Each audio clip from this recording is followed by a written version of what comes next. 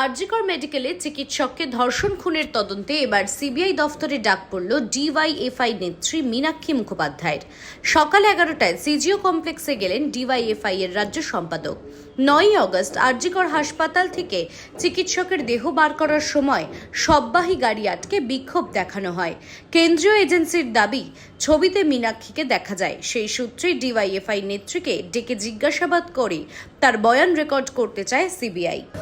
আমরা তো নির্যাতিতা দোষীদের শাস্তি চাই, তার দোষীরা তাড়াতাড়ি শাস্তি পায়, তার জন্যই এসেছি। যা বলবেন পুলিশ জোর করে বের করছিল আর আমরা গাড়ি আটকে কথা বলতে চেয়েছিলাম।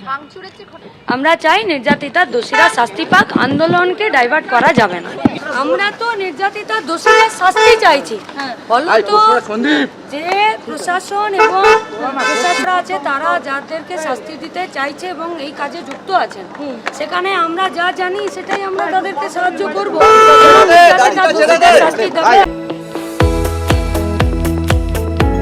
আপনারা দেখছেন ইউএন লাইভ, বাংলা খবরের শেষ কথা।